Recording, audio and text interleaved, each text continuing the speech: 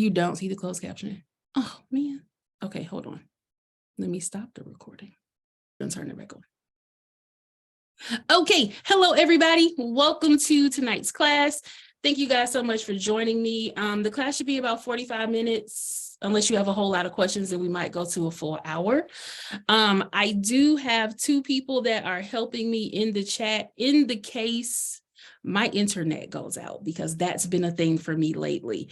So if at any point I freeze, I need my helpers to send me a text message and let me know that I am frozen. Tonight we are going to talk about power blockers. This presentation is in service to earning a master's in transformational leadership and coaching at the Wright Graduate University, where we are studying human potential. So this is really a positive psychology type of presentation you're about to jump into. It should be super fun. You are encouraged to ask questions. You are encouraged to utilize the chat. At a couple of points, I'll tell you to come off mute. If you would like, you can come off mute. We're gonna make ruckus and all kinds of things and keep this super interactive. So for those of you who do not know me, I am Coach Kimberly Houston, AKA Coach Chef Kim. It's a name and it's staying. So Coach Chef Kim is a name we're sticking with. You do get to relive your psychology. Listen, it's going to be so fun. I am a nerd for psychology, so this is going to be super fun. You guys get to watch me geek out about it. This is my third quarter, so I have like another year to go while we finish this master's degree. And then, yes, I am going to get the doctoral degree. So before I'm even asked the question, yes, we're going for it. Dr. Coach Chef Kim. So we are going to jump right in. I'm going to share my screen with you guys so that you can see my presentation. And then we're going to pop in. If there's a question, like if you need me to stop talking, you're going to have to tell me. I have 3 master's degrees. This is the 4th one. So it's okay. I understand. I understand. I have a problem with it too. It's totally okay. All right. So let us get our presentation rolling. All right. I'm going to reduce this. There we go. Okay. So once again, welcome to From Stuck to Unstoppable, Overcoming Power Blockers. And I am Coach Kimberly Houston. So the first thing we're gonna discuss tonight, maybe. There we go. Okay, so this is our roadmap, just so you guys know where we're going to be tracking. So we're going to explore the concept of power. We will talk about power blockers. We will talk about how it limits our potential and prevents us from achieving our goals. We're going to discuss different types of power blockers. So stinking thinking, negative thought patterns, different tactics people may use. We'll discuss the drama triangle just a little bit. And I will give you some other resources throughout the presentation if you want to go a little bit further in your knowledge of these different things. So first up, I want to start this by kind of defining emotional intelligence. So I want to kind of set the baseline of where we're trying to get to so we understand why we need to talk about power blockers. So when you hear people say, you know, their social emotional intelligence is growing, or they are, you know, harnessing their powers, social emotional intelligence is dealing with self-awareness, self-management, social awareness, and then relationship management. So your self-awareness, how self-aware are you? Do you know your own emotions, strengths, weaknesses, and values? Your self-management, can you regulate your body? Can you regulate stressful situations and respond appropriately to different circumstances? We're going to really dig into that tonight. Social awareness, the ability to recognize and understand the emotions, needs, and perspectives of others. And do you have empathy for them? And then relationship management is just your ability to build and maintain positive relationships, communicate effectively, and to resolve conflicts in a constructive manner. So that's kind of like where we're going to try and get to as we talk about what our power blockers are. So in order to know what your power blockers are, we have to know what is power. I can promise you there's a pop quiz at the end, and this is one of the questions. Okay. So what is power? Power is your ability to do work or have influence. That's literally all power is. Your ability to do work or have influence. So before we pop into this, like as soon as we do this, the train is gonna start running, okay? So I want to show you guys a video. And after the video, I want you to tell me where the power is missing. WordPress made easy as five. Go big with Bluehost.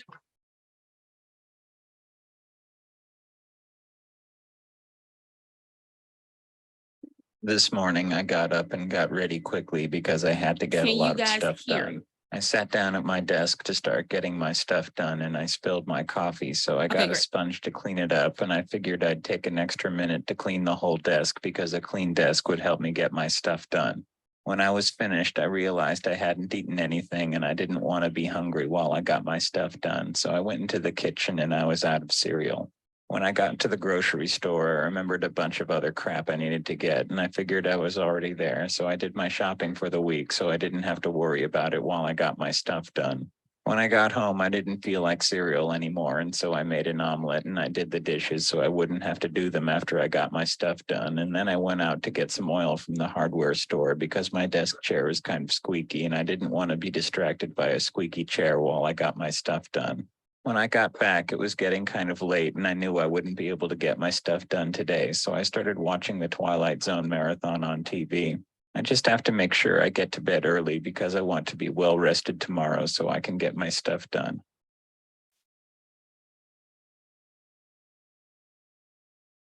Okay, so that video, if it will get off my screen, there we go.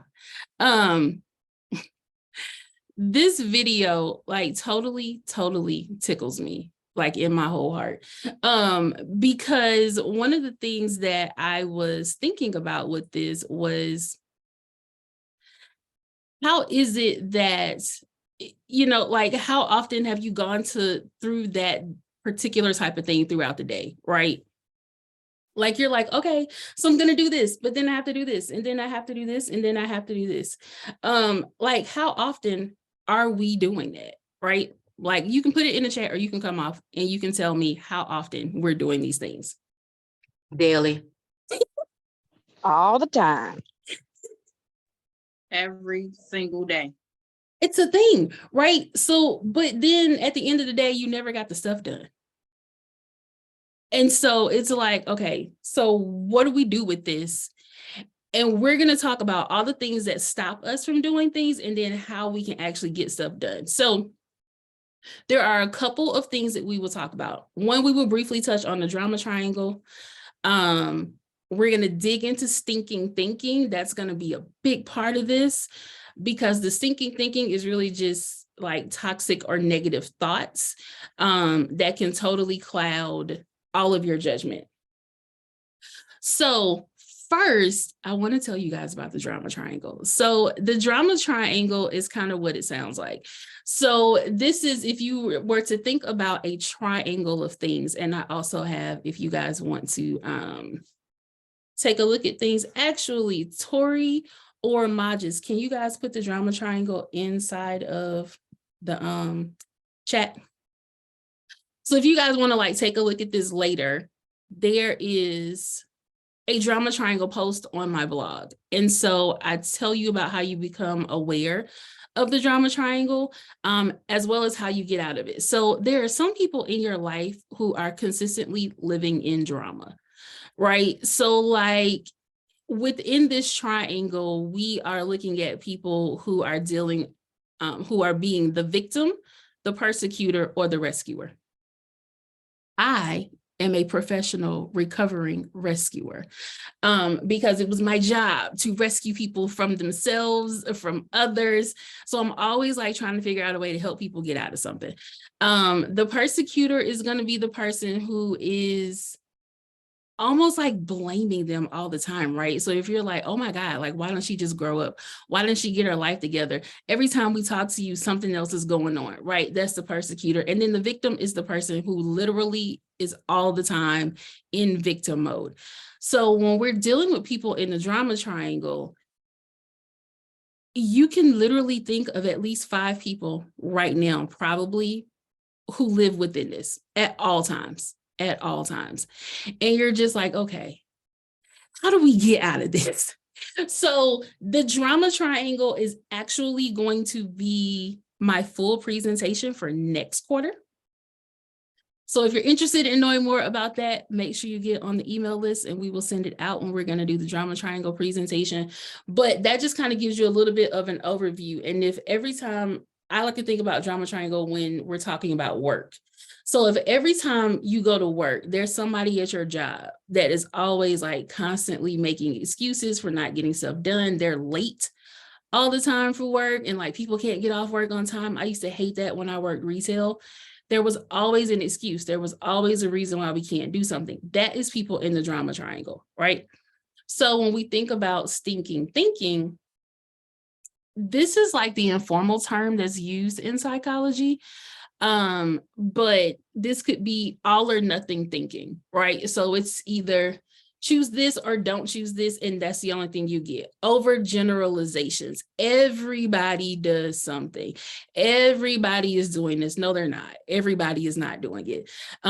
Your mental filter, right? How were you raised? How were you looking at the world? So if you were very, like if you grew up lacking things, you're going to go through life looking at it through that filter. Versus people who might not think about things like that. The magnification and minimalization, there we go. The magnification and minimalization of things, right? Where when we say it's not a big deal, but it is a big deal. Like it really is a big deal, but we're like, yeah, it's not a big deal. That is part of stinking thinking, discounting the positive, where instead of looking at things like, you know, my whole day was like totally messed up, but it was only a messed up moment in your day. And like the rest of your day was great, but because that one little bitty thing like totally threw you off for like maybe an hour, you no longer think about the other positive stuff that happened during the day. Jumping to conclusions, personalizing things that have nothing to do with you. So this is the rescuer. For those of you who are rescuers like me, when you take on ownership of another person's behavior or their lack thereof, you are taking on the personalization of stinking thinking. And then when your emotional reasoning is off, like if you know you're in the middle of a meltdown, in the middle of an amygdala hijack, and you start saying things that have absolutely nothing to do with anything, all of that is going to go under stinking thinking. So can you guys like totally imagine all of this happening? Because I feel like I'm talking to myself. I feel like this presentation is totally for me because I can see myself in all of these things. And it's kind of crazy. But tell me in the chat, or you can come off mute and let me know if this makes sense to you. It makes a lot of sense. The beauty of that, of hearing that, is that I have seen myself go through those phases and leave those phases, or leave people behind because they couldn't leave those phases. Yes, exactly. Exactly. That's 100%. I didn't realize this wasn't showing you guys this in full screen. So that is totally right, Sharon. I totally agree with that. So we're going to talk about these power blockers, and then we're going to watch a really cute video where I'm going to see if you guys learned anything. So blame, shame, and justification are interconnected concepts that relate to how individuals perceive and react to their own actions and those of others. So essentially, you know how like little kids blame people like, well, it's their fault. They were looking at me. They shouldn't have looked at me. They shouldn't have breathed on me. She shouldn't have worn color green. Like little kids have the most irrational reasons for doing things, right? Well, y'all know that adults are just like large little kids and they do the same thing. So even as adults, we still blame, shame, and justify all of the things that are happening. So when we're talking about blaming, this is you assigning responsibility for a negative outcome on somebody else. So it's somebody else's fault why you can't get something done. It's somebody else's fault why you are habitually late, but you're the person driving the car.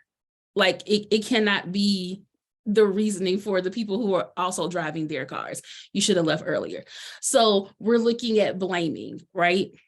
This also goes for your interpersonal relationships. So in your marriages, with your children, with your parents, that could be another one, right? who is always blaming things, blaming other people and not taking accountability for themselves, it will lead to conflict, it'll damage the relationships, and then it'll leave you with feelings of guilt or anger. When we are shaming other people, and for those of you who are into psychology, Brene Brown has done extensive research on shame. And I think we definitely don't give shame the credit that it's actually due, because we're just kind of like, oh, that was shameful. But like, shame is a painful emotion, and it's arising from the belief that one is flawed or has done something wrong. And then you internalize this, and this becomes feelings of worthlessness and humiliation. That to me does not sound little. That sounds really, really big, because then you carry that on into everything else in life. And it also leaves you with the impression that you don't matter, that you aren't worthy, that people shouldn't pay you any attention because you are in the middle of a shame spiral. And then the last one in this big three is justification. Justification refers to the process of providing reasons or explanations for one's actions or beliefs, often to defend or rationalize them. Now, most people can justify their behavior, whether or not it's right or wrong. Even if it's right, it doesn't mean that the response was appropriate for the situation.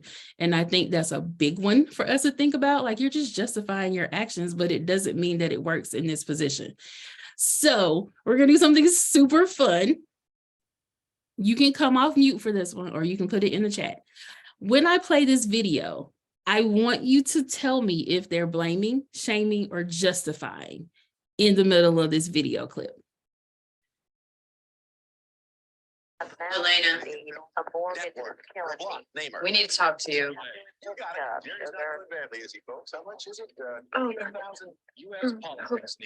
I'm on the phone. Yeah, I can see that. And we have a $406 phone bill, mainly due to some calls to a 1-900 number. Oh no, you guys We can't helped see you the out. video. We're up Hold to, on. and Thank you you know for we the can't- text message. Okay, we're gonna try it again. Wait a minute. Let's see if thank you for telling me you cannot see the video. I'm glad you sent that text message. Okay, hold on. See, this is why there's other people watching. Because I was like, yeah, here we go. We're rolling with it. Let's see if we can reshare this and you guys can then see it. All right. Do we see Winona Ryder? Yes. All right. We can see her. Okay. Can y'all hear it? I got Elena. Okay. Yes, we can We hear need it to too. talk to Perfect. you.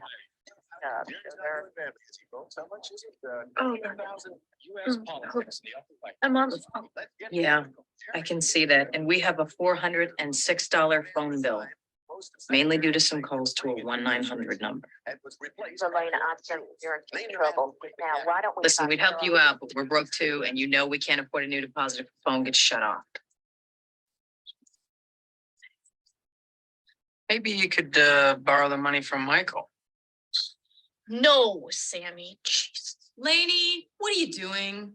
What are you doing? You lay on that couch all day. Those pajamas are like your uniform. You run up a $400 phone bill. You watch TV, you chain smoke, you don't go outside, you don't do anything. Man, you are in the bell jar. Look, this is my apartment. I signed the lease. I let you move in here when you had no job, no money, and you sponged off me for 2 months. And now, Miss Big Power Mom, Miss Financial Scandal, you think you could just come in here and push me around? She's not being pushy. Sammy, what are you even doing here? You don't live here. Hey, my little unemployed waif. You're the one who's looking for work now, okay? God, you're really enjoying this, aren't you? You're high. Why don't you go take a walk outside and get some fresh air? You've been waiting for this since the day we met. Oh, who told you that? Your psychic partner?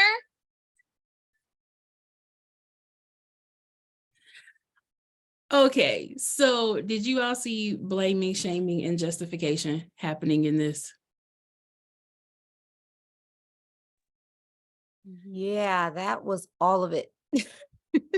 It's all of the things, total blame, shame, justification. You don't want to take personal accountability. It doesn't matter that it's your house. Like nobody cares that it was your apartment. Like we still got to pay this bill because you were out of work. But how realistic is that scene? I know it was very dramatic because it was a movie, but like, can you imagine this happening in real life? It does happen in real life. All the time. And you're just like, oh my God. At work, at home, at the grocery store, driving the car, walking the dog. Exactly. It's all the time. And one of the things that we did a couple of weeks ago as our homework was we had to track blame, shame, justification, as well as stinking thinking.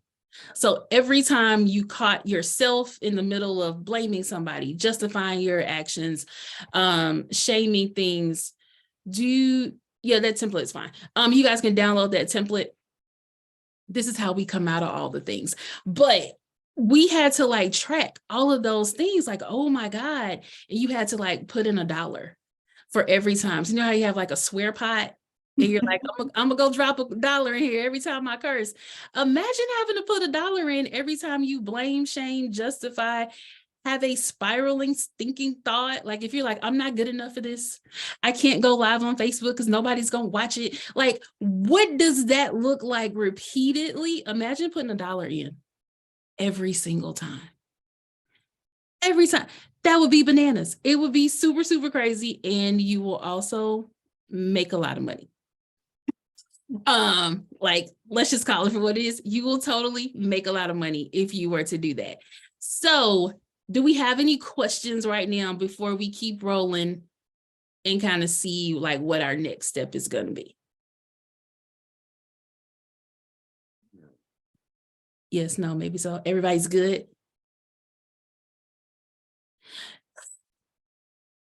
You know, listen, it would be a thing. It would be a thing. The justification one gets you every single time. You're just like, dang, I didn't even realize I was doing this.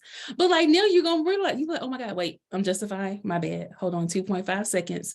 We're going to rethink this. So we're going to do something I would be able to pay myself to.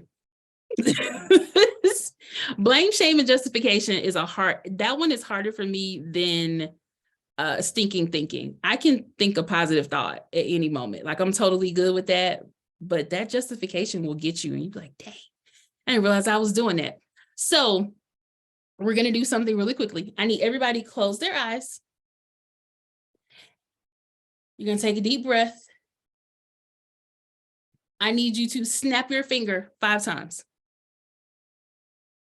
Now draw an E on your forehead.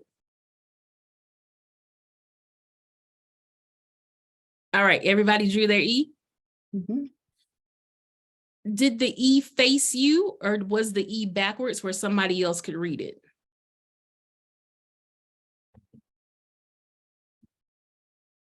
Somebody else can read it.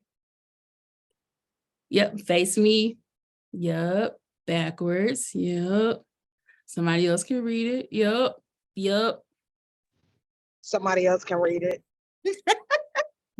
I don't know if dyslexia works for this as an example. That wasn't in my notes to like make that work. So I don't know. I don't think that's going to flow with the rest of my presentation. I can't picture which way it went. So I have no idea. It's like a spatial thing. I just put it on my forehead and I have no idea. So whatever everybody else did is probably what I did too. It's so funny. It's split though. I can't flip it. Yeah, it's split. Like, yeah, we've got backwards. We've got, so other people can read it. So I'm in good company. Sadie can't either. So I'll just go with that and be fine. That works. That tracks for Sadie. Sadie, I don't think you would be able to know it either. But that makes sense, right? So we're going to screen share one more time. Let's go here. Make sure you guys can actually see this. Okay. So for those of you, present. Thank you. Okay. So for those of you who drew your E where others can read it, you have an external locus of control. So you are looking to other people to decide what is right and how you are going to be. For people who had it the other way, you're more likely looking inside. And you are looking at your way of being versus others. Now, is there a right or wrong with this? Not really, but that's just something to like note that you're like, okay, well, I think about other people before I think about myself, and maybe I should think about myself first. So this is the thing, you need both of them, right? So we need to be able to honor ourselves as well as honoring other people, making sure that we give them the right space they need. A lot of people refer to this as like being balanced. I think it's a give and take. You want to make sure that all of your relationships are a give and take. And then how does this apply to power, right? So remember at the very beginning, what did I say power was? Do we remember? Yes, your ability to influence. Yeah. Very good. The ability to do work or influence. Man, y'all would totally pass my classes. I swear. I'm gonna need y'all to come take notes for me. So power is your ability to do work or influence, right? So if we are allowing other people to influence us in what we are doing, we are not effectively using our power when it comes to all this. You know what, Michelle, me too. Same. We're not gonna talk about it. I'm a little bit of a nerd about it. And this is super important. When we think about power, like people can't take your power. People are like, oh my God, they took my power. No, they can't. The power is you. Like you are the power. It is within you.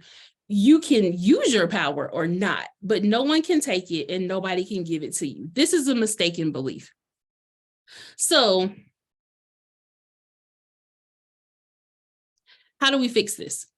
Let me stop my sharing. So the ways that we fix this, Majas and Tori, if one of you guys can drop the thinking template in the thing again, that would be great. So the thinking template, there's a blog post that you can look at. Then there's also a template that you can download and you can actually work like a little workbook. So when you are having these negative thoughts, right, that is going to keep you from doing stuff. So for me, it was, I am stuck in traffic. I need to hurry up and get home because I need to change my clothes, take a shower, throw my hair up, and do this presentation tonight and not be late, right? So I could either succumb to the, I'm not going to do this. Like, I'm going to have to reschedule it. Or I ended up having to talk, I coached myself. So I coached Chef Kim myself. The blog link says it cannot be found. That is so sad. I will grab it for you and then it will be found. But I will definitely put that in there. Remind me to throw that in there. So I was coaching myself through, okay, if I don't do this presentation tonight, that means none of these people who are registered for this are going to learn about power blockers. And if these people don't learn about power blockers, then how am I really an effective coach if I'm not helping other people do the things they need to do to grow their social emotional intelligence, to be better entrepreneurs, to be better women, to be better mothers, to be better partners? I use that as my drive to very quickly put myself together and come do this presentation tonight, right?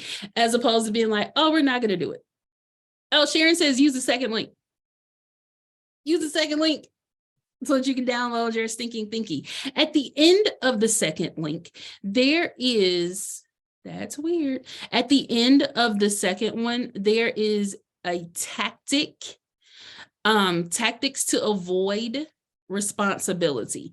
Now, this one, I'm going to share my screen really quickly so you guys can see this, because I guarantee all of us have done this.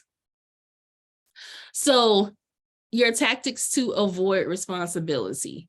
When you are attacking or using superiority on other people, right? So this is by degrading people, trying to embarrass them, things of the sort.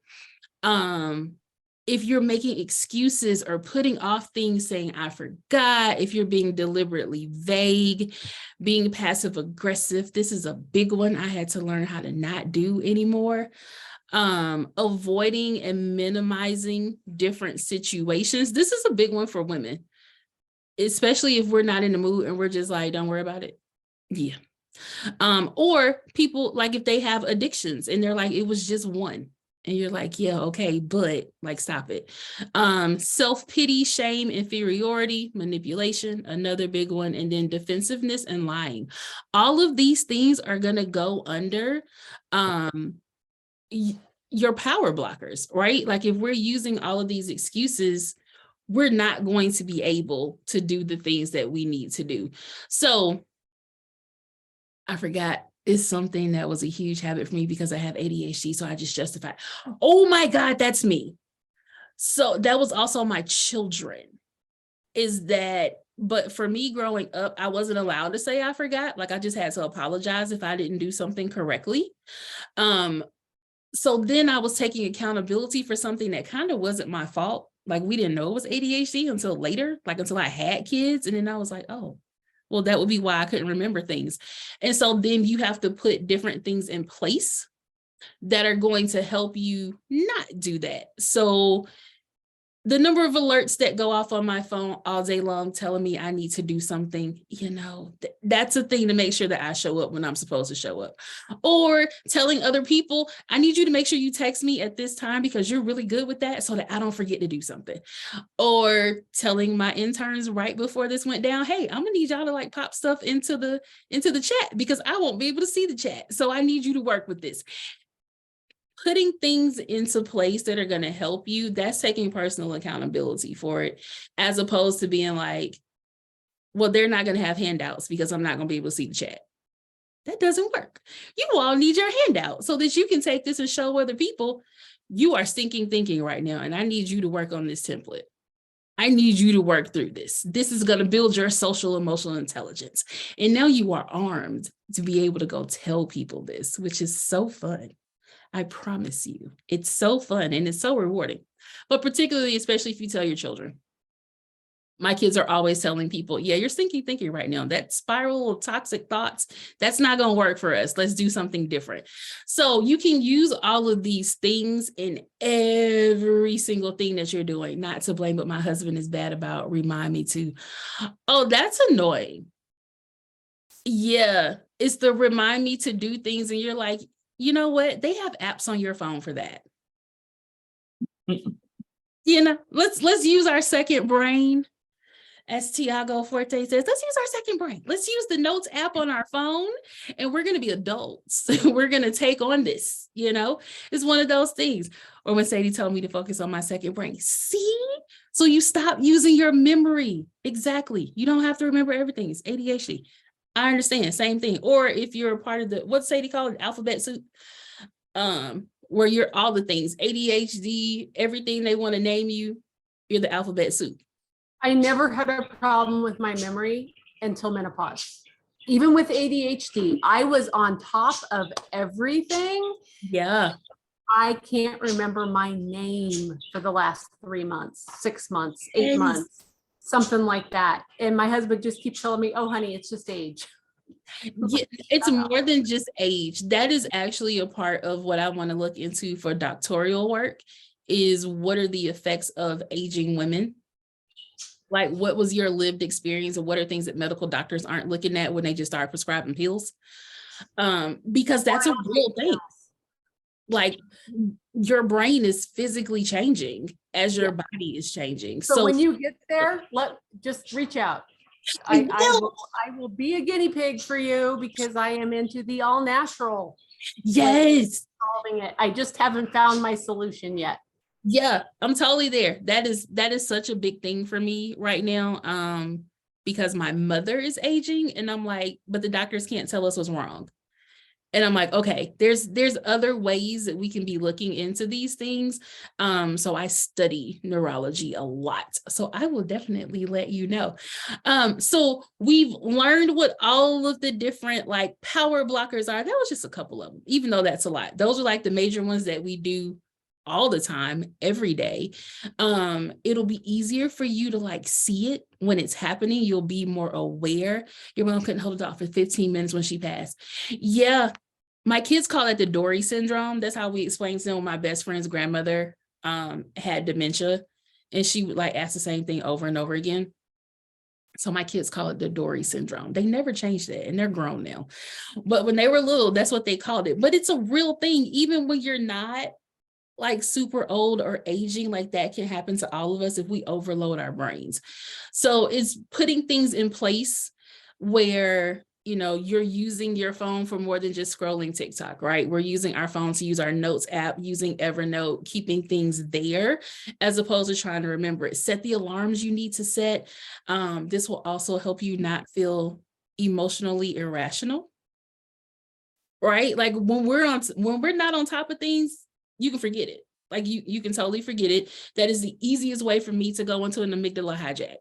And so then you feel overwhelmed and you're like, I don't know what to do. And I can't. And I think that's one of the things we have to recognize is that with power blockers, there are moments when you cannot. Like there are just moments when you can't. So if you think about little kids, like think about a 2-year-old that falls out in the middle of the floor. They can't, right? If you're like, use your words, they don't know what words to use. Y'all, we're just big 2-year-olds.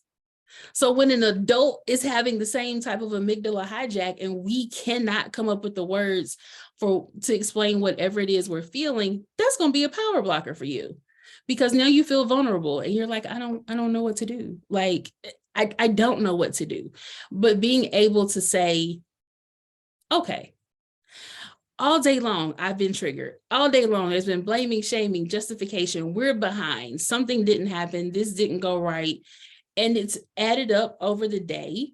When you're able to recognize this, then you're like, okay, how about earlier in the day, you should have stopped and be like, you know what? Maybe today is the day we're not going to do all the things. We're just going to do 1 or 2 things instead of all of them. So this thinking template will help you. Your journal's been busy this week. Listen, that's me. I started doing voice notes instead of writing it out. New t-shirt. We're just big 2-year-olds. We are, because our social emotional intelligence needs to grow. Now, if y'all make that t-shirt, let me know so I can get it. I'm gonna put it on my YouTube channel.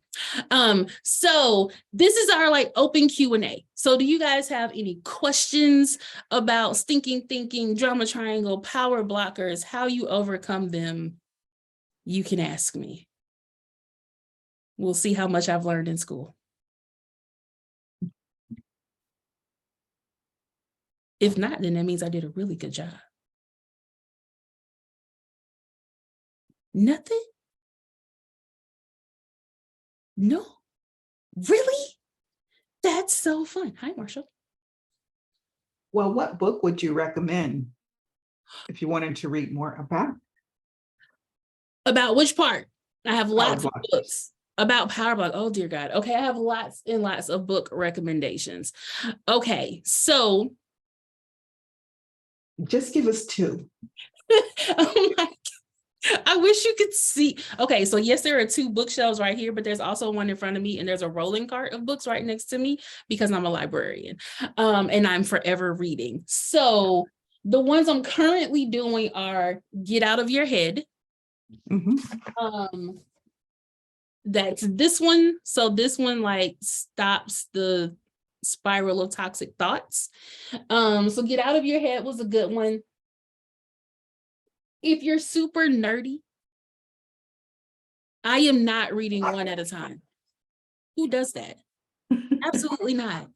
I can't do one at a time. No, and because I never read one book at a time, my Mother's Day gift, like last year, was a tree. It's called a book tree, where when you read multiple books at once, you just slide them into the tree on whatever page you stopped. Oh, that's nice. It's the greatest thing ever. And it lights up. It's right next to the bed. It's a book tree. We got it on Etsy. So no, I am reading like 10 books all at one time right now. I think another one, like if you want to nerd out, mindset. So this one is really good by Carol Dweck. Okay. And then also Mind Sight. Okay. And Siegel. So if you want to know more about neurology and what your brain is doing, Mind Sight is a good one. Okay, so that's just the ones I could reach that were. I have so many. So what was the most impactful book that you read? Ooh.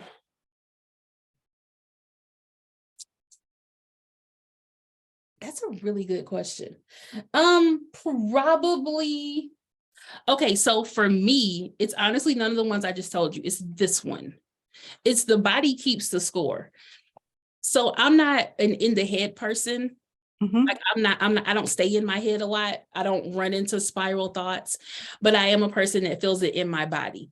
So if I'm stressed out, the way that I know I'm stressed out is my shoulders are tight. Oh yeah, that happens to me. You know what I mean? Like I feel it in my body. And so for some people, you know, it might be a headache, or you might be like, oh my God, I'm crying. I'm super emotional. I'm not an emotional person. Okay. Up until 2 weeks ago, I was not an emotional person. It was very rare that I was going to cry or I'm going to be like expressing my emotions. And so for me, it was in the body. And I was like, how do I learn what my body is trying to tell me? So The Body Keeps the Score was that book. You're married to a chiropractor. You are so lucky. Man, I used to love our chiropractic visits. It was the greatest. Like, please pull my head, please. I love that. That is the greatest thing ever. Please release the pain in my body. Because for me, it's just not like I wouldn't think about it. I wouldn't be like, oh my, tell the truth, Kim, you got emotional about 4. I got emotional 4 to 5 months ago when my kid was in the hospital for 18 days and they kept saying there's nothing wrong. And we're looking at them like, my child just went nonverbal in the hospital. There is something wrong. So yes, I was emotional during that point in my life. But 2 weeks ago, Natalie, the floodgates opened and I cried literally for like 7 days straight. And I was like, we don't do this here. But evidently now we do this. Evidently now I'm a crier. That's new for me. It's new. I'm still working through it. The body keeps the score. I'm learning why my body just keeps crying because it wants to. Put it on your manifestation list for your next partner. Oh, that they're a chiropractor. Oh, Sadie, I hadn't even thought of that. Okay, we're going to add that to the manifestation list. Yep, that sounds good. That works for me. That works for me. I don't want to cry it out, Natalie. I don't like the crying. It doesn't make me happy, but we're working on that, right? Because that's stinking thinking. That I don't want to cry. It's a stinking thought, and I am working on it. So, do we have any more questions? Possibly, maybe. Did you learn anything? Maybe that's the question I should ask. Did you learn anything tonight? Was this helpful? And if y'all say no, I will cry. It was very helpful. Not a thing. Sadie, Smiley, you don't count. Okay, great. It was great. See, Sadie, everybody else says it was helpful. There. That's all that matters. Perfect and wonderful. Yay. That's super exciting. Oh, did we figure out the thing? I'm sorry. I totally missed y'all text message on fixing the link. But we will send it out. There will be a replay of this. And so I'll make sure that we get that sent out for you guys and you can watch the replay or send it to somebody else who needs to like watch this and learn about stinking thinking and power blockers. This was super fun. Next quarter I'm doing drama triangles. So if you would like to come sit in on my class presentation again, that'll be super fun. We'll go in depth on the drama triangle, which will be really incredible because the person who created the drama triangle found me on Newsbreak. Go figure. He sent me an email after seeing my post on Newsbreak. And so I have a direct line to the person who created it. So that's going to be cool. Super fun next quarter. He was like, whatever you need, let me know. And I was like, that's so exciting. So we'll do it again next quarter and it'll be about the drama triangle. For those of you who are interested in learning more about the school that I attend and what we're doing is called the Wright Graduate Foundation. Nope, the Wright Graduate University for Human Potential. There we go. Everything is online. It's international. And it's a super cool place to like learn more about yourself. So thank you guys so much for hopping on tonight. I'm going to stop the recording.